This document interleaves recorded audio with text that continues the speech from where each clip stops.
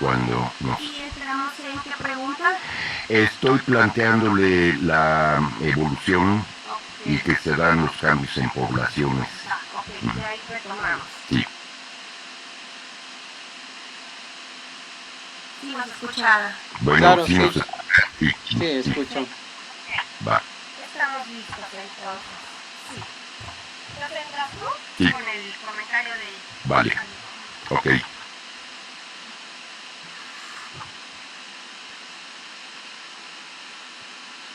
Ya tuvimos un pequeño capricho de la tecnología. Eh, Estábamos planteándole a nuestro invitado, que le agradecemos que haya aceptado, José Luis Acosta Rodríguez, No, eh, ustedes. que los cambios eh, en la evolución se dan en poblaciones y que cuando hablamos pues de mexicanos o europeos por la necesidad de caracterizar, pero que es una especie con poblaciones distribuidas geográficamente y digamos que la mexicana sería el rebaño que habita en la geografía de esa especie y que originario, pues hasta donde yo entiendo lo más antiguo son 15.000 años, un vestigio de una hembra naya que se encontró en una cueva de Yucatán, 15.000 años de antigüedad que puede considerarse el vestigio más antiguo de los habitantes de la región. Pero vamos, pensando justo en eso, si hace 40.000 años, partiendo de África, se empezó a distribuir esta especie, la cantidad de miles de años, y la teoría más o menos confirmada de que pasaron en uno de los hielos por Bering y llegó Naya a la península de Yucatán, dices, bueno, pues es un proceso que se puede uno imaginar.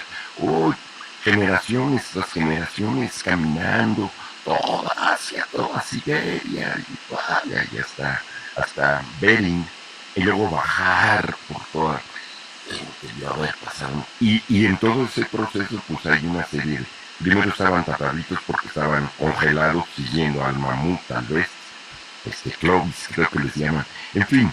El asunto es en que llegamos ahora y tenemos la herramienta del genoma y de los patrones de los distintos grupos o rebaños de la población de la especie regados por el mundo con sus diversas adaptaciones, que en el fondo no hay colores de piel, sino estructuras moleculares del melanoma, de la melanina, adaptada a las condiciones para poder seguir adelante a esos grupos, qué sé yo, los lapones, o nieve todo el tiempo, o en África humedad, pero muy densa que se puede hasta cruzar, o resequedad muy fuerte, y que podríamos decir, pues ahí están los abuelos de los abuelos de los abuelos, o sea, los nietos, los nietos, los nietos, los nietos, los nietos de los primeros humanos ahí en África, ¿no?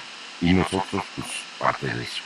Pero estos estudios del genoma, que decías tú, que tenemos paquetitos que nos permiten hacer caracterizaciones de toda esa cadena del ADN, de donde viene la información humana. Las otras especies tienen el suyo, y ya nos platicaste que las diferencias son con los chimpancés nada, y ni siquiera con la drosofila, no la mosca de la fruta, que la mencionamos porque se ha hecho mucha investigación, sobre todo de genética con ella. En fin, el asunto está en que en estos paquetitos, en su caracterización, encontramos patrones de esta población, de este rebaño que habita entre la latitud norte-sur, que se llama México, y entonces por eso le decimos mexicano.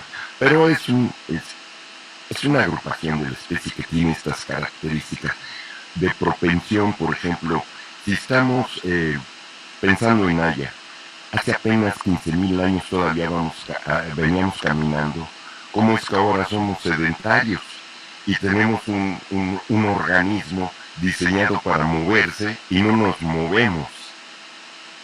¿Hay algo así alrededor de esto? Sí, básicamente, eh, viéndolo como una computadora, ¿no? Nuestro hardware fue diseñado para movernos. ¿Sí? Cuando se inició la agricultura fue un gran cambio metabólico del ser humano, porque de ser recolectores, cazadores, ¿no? Ya la dieta cambió drásticamente, ¿no? A la domesticación de plantas, ¿no? De hecho, México es un gran país que ha dado mucho al mundo. Y en ese sentido, el maíz se domesticó aquí. Puebla, Oaxaca, el teocintle fue genéticamente modificado, que ya tiene una denominación como modificación indígena, por los indígenas. En ese sentido, fue una domesticación de muchos miles de años, y una planta chiquitita como el teocintle que la ponían al fuego para hacer palomitas, y se lo comían, hasta el maíz que conocemos ahora. Entonces esa es la modificación genética más impresionante que ha hecho otras también, el frijol, ¿no? El frijol también parte de aquí, el maíz. No. Realmente México y los indígenas han hecho mucho mejoramiento genético a lo largo de los años. Y entonces es importante hablando de genética. Te voy a pedir que le pongas pausa. Sí, claro. Nos quedamos con música de suspenso. Vamos a unos mensajes y regresamos. Sí.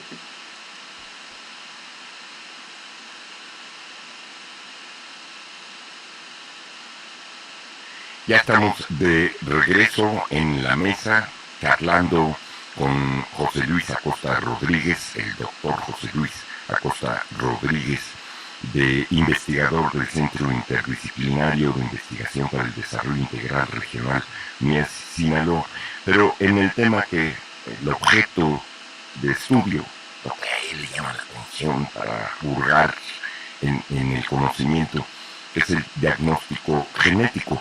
Entonces estamos platicando cómo nos adaptamos los distintos grupos de la especie a los distintos entornos, e inclusive que estamos programados para estarnos moviendo. Ahora sí que todos somos migrantes desde hace 40,000 años, pero más recientemente los que habitamos no solo México, sino además Sudamérica, ¿no? El tiempo de llegar por la teoría más aceptada, por Bering, y luego California, y finalmente los vestigios que encontramos en Yucatán de hace 15,000 años, y todavía para abajo.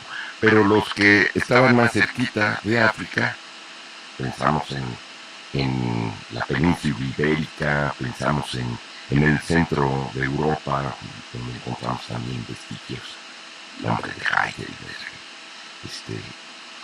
y en fin, hasta los Clovis, allá en Alaska, y luego porque se encontraron también vestigios en Clovis, California, y se les quedó así, ¿no? Pero la osamenta completa aquí en Yucatán. Entonces, qué interesante.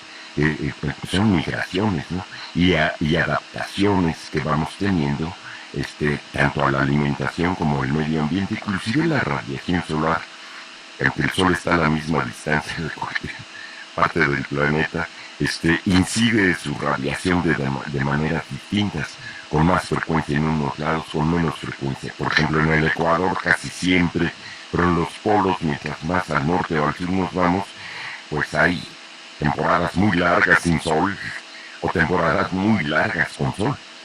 Y todo eso pues repercute en nuestros organismos, de cómo nos adaptamos, nuestra piel, nuestra visión, porque nos molesta la alimentación, si existen los recursos en el medio ambiente, qué tipo de recursos, ¿no?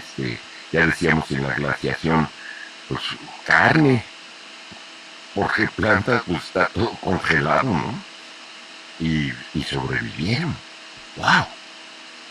Esta capacidad, pues, pensando en eso, que ahora lo podemos ver, eso es aquí afuera, allá adentro, en la naturaleza íntima de la vida, cuáles son los paquetes que nos permiten identificar esas modificaciones. Eso es lo que que hacen de alguna manera ustedes, y además pues pasamos a otra parte donde viene, híjole, tenemos anomalías, por ejemplo, de obesidad o propensión a la diabetes, o es porque somos mexicanos, no, se trata de otra cosa, ¿no? Y es lo que hacen ustedes. Y pensábamos en cómo se diagnosticaba a lo que tenemos acceso, que vamos a ver al médico general, nos ve con un poquito los ojos, los oídos, nos palpa, pone el estetoscopio, de a saber que escuche, ¿no? La quinta sinfonía, no, usted está al borde de... En fin, pero ya no solo son estos los diagnósticos, estos paquetitos de información de haber decodificado el genoma que nos permite ver cómo diagnosticar desde ahí, desde la naturaleza íntima de la vida. Sí, sí es correcto. Yo pienso que el tema de las migraciones y poblaciones es importante porque el diagnóstico genético se puede complicar o se puede facilitar dependiendo de qué tan cerrado o abierta sea la población humana. Por ejemplo, la población judía. La población judía es una población muy cerrada, o sea, es difícil, ¿no? Casi endogámica. Sí, es correcto. Entonces, es muy fácil ahí con ellos porque no entra mucha mezcla, pues, no entra mucha mezcla, vulgarmente, coloquialmente hablando, de otras poblaciones, entonces diagnosticarlos a ellos. Para hablar crudamente. Sí, claro. Se cruzan. Sí, voy a hablar de la forma más coloquial para que no haya problema. No hay mucha cruza con otras poblaciones, no hay latinos, pues sí hay, pero muy poca, muy baja frecuencia. Sí, entonces es muy fácil diagnosticarlos a ellos, ¿no? En cuestiones de enfermedades es muy fácil, pero en poblaciones mestizas como las de nosotros, en donde tenemos europeos, tenemos amerindios, tenemos africanos, más recientemente migraciones asiáticas, entonces se complica y entonces, pero no imposible, o sea, sí se puede complica. ser también una ventaja. Claro, o sea, aparte de ser complicado diagnosticar, puede ser una ventaja, según nos dice la maravillosa evolución, a mayor variabilidad, más viabilidad. Es correcto. El tener más mezcla, pues nos da mayor recurso genético, mayor mutación, obviamente, pero pues también una población se ve beneficiada, una parte de la población se ve beneficiada, otra parte, pues obviamente no, y así sucesivamente, ¿no? Pero sí es posible. Por eso ahorita ya hay proyectos que tengo entendido que el Tecnológico de Monterrey ahorita está inyectando mucho dinero para un laboratorio muy grande para poder secuenciar a mexicanos. Creo que tienen un proyecto de 1 millón de mexicanos. Tengo entendido, van a secuenciar 1 millón de mexicanos, del genoma de todos mexicanos, mestizos. Pero ahí, desafortunadamente, al inicio de la plática, ¿no? Hay muchos de esos diagnósticos de la información que se va acumulando, ¿no? Se va para la iniciativa privada.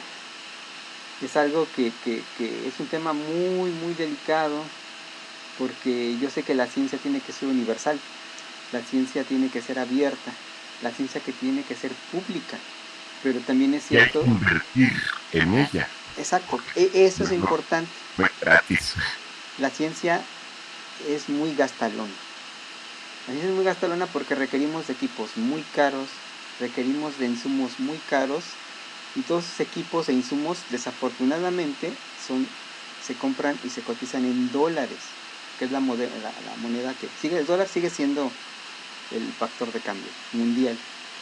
Entonces, como nosotros no podemos producir eso, lo tenemos que importar, y en ese sentido pues es caro, y entonces pues las empresas o la iniciativa privada, pues obviamente no.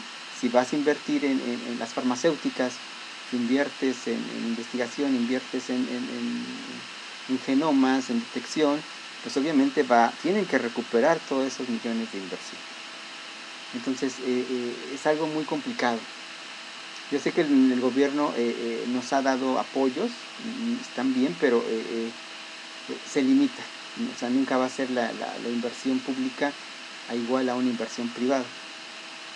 En ese sentido, por eso puse de ejemplo al No tecnológico de Monterrey. necesariamente la inversión privada le interesa a la ciencia. No, a eso voy, a eso voy, Mencionaste las farmacéuticas, bueno, pues esas a eso eh, voy. puede entender, ¿no? Pero hay muchísimas otras nichos de oportunidad en el que se podría, inversión pública o privada, Claro, desarrollarse y no hay mayor interés, no hay una conciencia en el sentido de que la ciencia es la herramienta que nos hace humanos. sí, claro, claro. De hecho, eso se vio desde el inicio, cuando en el 2001, cuando fue el genoma humano, había dos versiones del genoma humano, una pública y una privada. Y entonces la privada decía Venter, en su empresa Celera, decía, pues si quieren agarrar la pública adelante, yo les puedo garantizar que mi ensamble, mi genoma humano privado, ¿no? Está bien hecho, está bien, se le llama anotar, a renombrar los genes, está bien, el plano está bien hecho, decía este señor Venter, que era el que ofrecía el plano humano privado, y obviamente estaba el consorcio internacional que se liberaba los planos del genoma humano. Entonces esa lucha entre público-privado siempre existió y existirá. Ese debate finalmente terminó de resolverse y el genoma terminó siendo patrimonio de la humanidad. Ahí está. El Es que correcto. quiera Pero acceder ahí. el consorcio se liberó, pero el privado no. O sea, de hecho, hay varios ensambles humanos. Hay de empresas que no se liberan, y están los consorcios internacionales, que el que se liberó fue el consorcio internacional. Pero los privados no se liberan. Pero los instrumentos, las herramientas para encontrar estos fragmentos, o sea, de toda la cadena, de todo el mapa del genoma, eh, nos has dicho, pues es que hay que caracterizar los segmentos, ¿no? Sí, No es fácil, son muchísimos, que tenían agrupamientos de G, C, A, E, T, A, G, C. ¿Cómo sé dónde empieza un segmento y dónde empieza el otro? es correcto. Y entonces surgen nuevas disciplinas. De esa información del genoma humano surge la disciplina que se llama la biología computacional, la bioinformática, genómica computacional. Entonces, es la mezcla entre biólogos y los que se dedican a la informática. Porque es tanta la información que se genera de un solo individuo que necesitas de máquinas, necesitas de computadoras para poder analizarlas. Entonces surgen nuevas disciplinas, como ahorita está la inteligencia, es correcto, está la inteligencia artificial. Entonces la inteligencia artificial también entra al ADN. O sea, ya está entrando la inteligencia artificial al ADN. ¿Y quién hace eso? Pues bueno, es la gente que está en esas disciplinas, que son las bioinformáticas, la biología de sistemas, genómica computacional, que son las que entran a esas áreas, ¿no? Para poder manejar toda esa información. Antes, para poder secuenciar un humano, yo recuerdo cuando era estudiante, ¿no? Estudié en la UNAM en genómicas, ahí se hizo el primer genoma en México. Y era un dineral, se gastó, yo recuerdo cuando era estudiante, un dineral. Hoy en día, cualquier persona con 20,000 pesos o 30,000 pesos puede secuenciar su genoma. O sea, realmente la tecnología ha avanzado tanto y ha abaratado los costos, que con 20,000 pesos, digo, te compras un iPhone que vale 25,000 pesos y que no puedas secuenciar tu genoma por esa cantidad o menor, pues es algo que no tiene sentido, pues. Es accesible. No solo eso, hay otras opciones muy abundantes, pero ya están ahí, donde averigua usted su árbol genealógico genéticamente. A eso voy. Una vez que tienes tu genoma, describiendo cómo se compone el rebaño que habita en nuestra geografía, que tiene mucha variabilidad, hablando en términos biológicos, en términos culturales, mestizaje. este, tenemos muchas genealogías, ¿no? Y si está al acceso de todos. O sea, yo pienso que 20,000 pesos, pues yo pienso que sí son accesibles. O sea, ya 20,000, que se compran un iPhone, ¿no? Que no ahorren para... No, sí, esto es muy accesible hoy en día, la tecnología.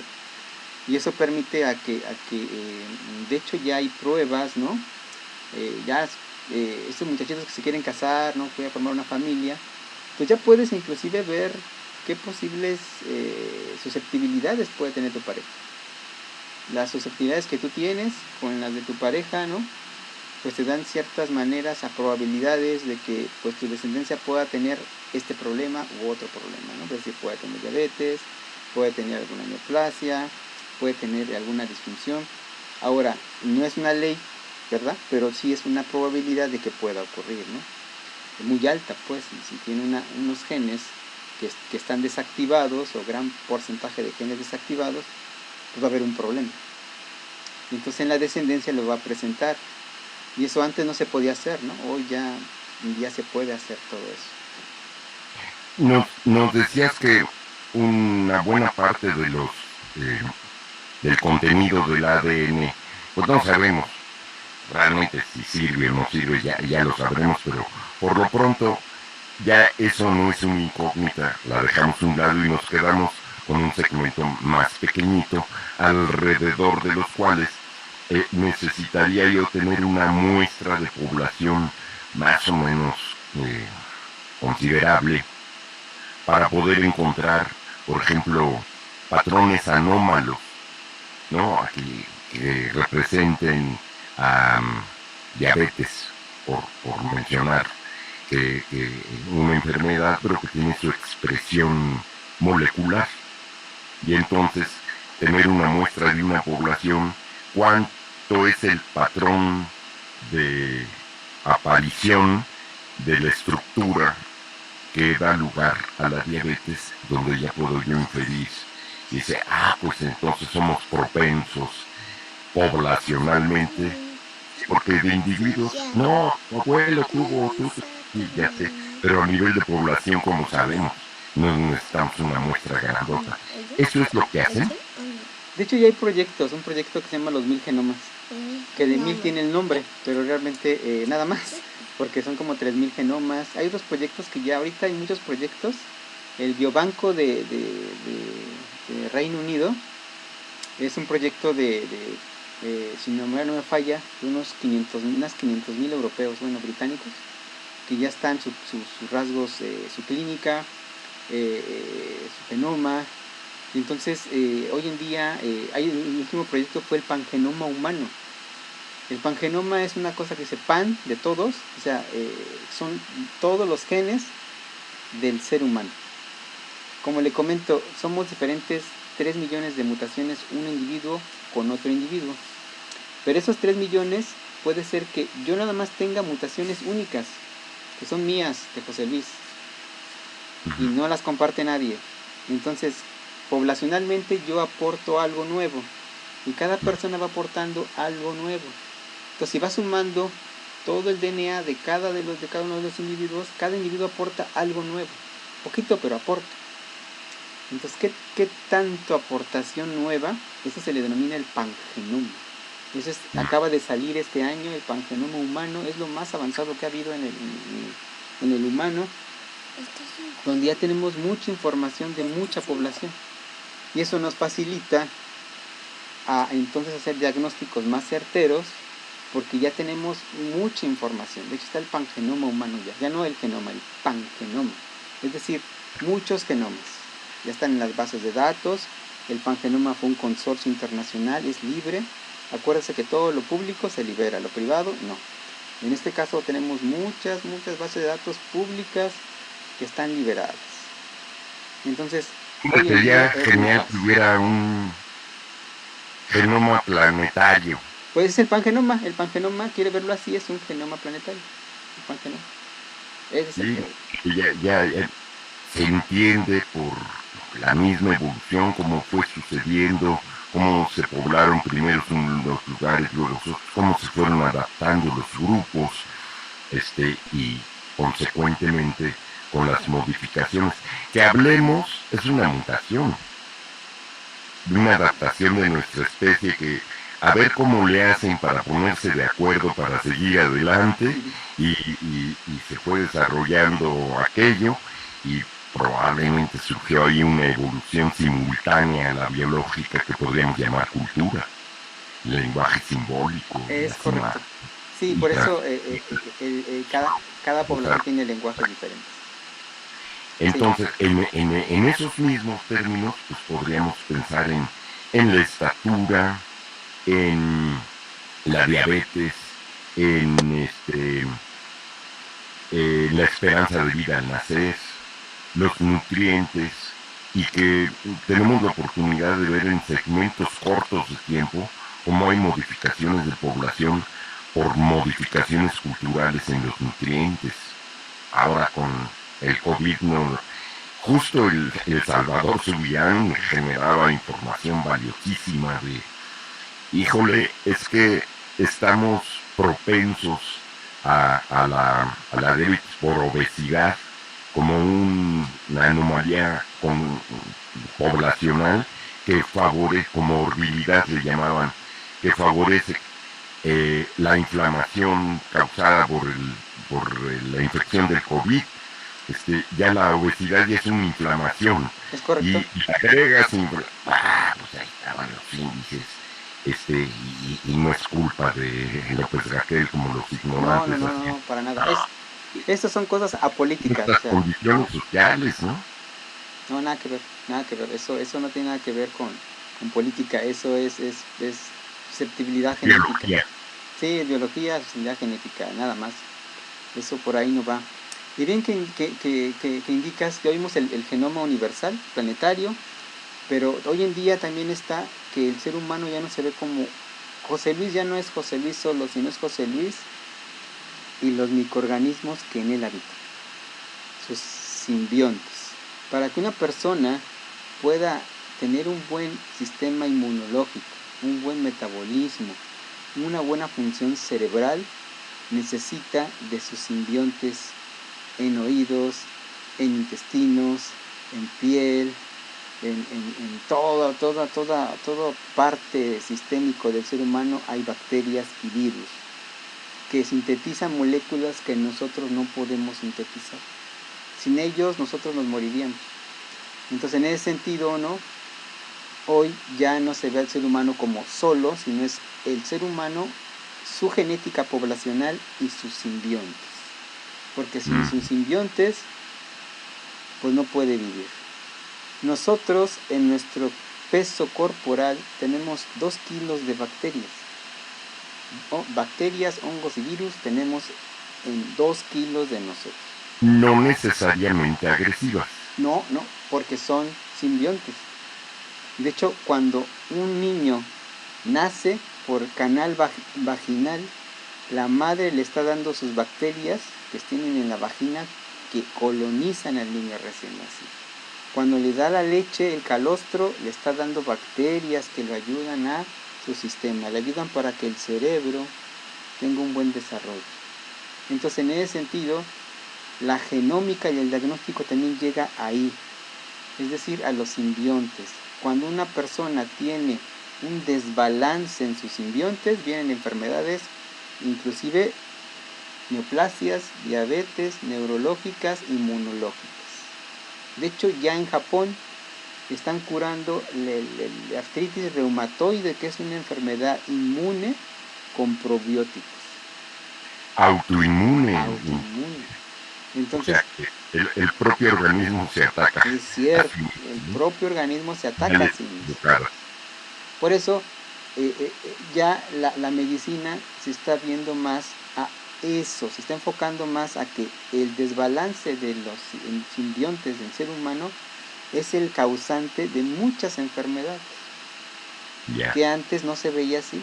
Entonces ahorita está una revolución médica sin precedentes, porque se está ya dando una atención personalizada a ver al ser humano de forma integral, ya no verlo como José Luis Acosta, sino es José Luis Acosta y sus simbiontes. En Japón también es uno de los países donde la gente vive mucho. y se preguntan por qué viven mucho, qué hacen los japoneses que no hacen otras personas en el planeta. Pues bueno, su dieta, ¿no? Que es muy importante la dieta porque la dieta también te selecciona ciertos simbiontes. Si te la pasas comiendo garnachas, ¿no? Si te la pasas comiendo cosas procesadas, pues obviamente tú vas a elegir a los simbiontes que no son muy buenos para tu salud. Vas a elegir bacterias que son nocivas y si están dentro de ti van a aumentar su población esas bacterias nocivas y te van a enfermar y te van a hacer múltiples problemas. Parte del diagnóstico genético no solamente está en los genes, sino nosotros también diagnosticamos que qué bacterias son las que están desfasadas. Si hay muchas bacterias desfasadas o desequilibrios, e inclusive generan problemas neurológicos, depresión, autismo, trabajamos con niños en cuestión de autista, de TEA, trastorno del espectro autista, ¿no? Hoy se dice TEA, pero antes es autismo. Entonces, muchas enfermedades inmunes también se deben a ese desbalance. Entonces tenemos dos factores, ¿verdad? Hablamos de problemas genéticos aunado a los problemas de los endosimbiontes. Entonces ahí tenemos dos historias muy bonitas, es decir, hay gente que puede tener mutaciones malas, ¿verdad? Que desactivan genes y aparte al desactivar esos genes puede ser que esos genes tengan relación con las bacterias de su intestino para tener un equilibrio o viceversa, puede ser que hay gente que tiene buenos genes pero por sus dietas, ¿no? Por su estilo de vida, fuma, toma, bueno, en fin, empieza a desbalancear sus bacterias intestinales y entonces le ocasionan enfermedades. Se podrían caracterizar entonces también otra multiplicidad de factores que inciden en las modificaciones o mutaciones, como Es se le correcto. dice comúnmente. Las modificaciones, ya decíamos que el hablar pues es una mutación de simios que hablamos, ¿no? Eh, eh, Medioambientales.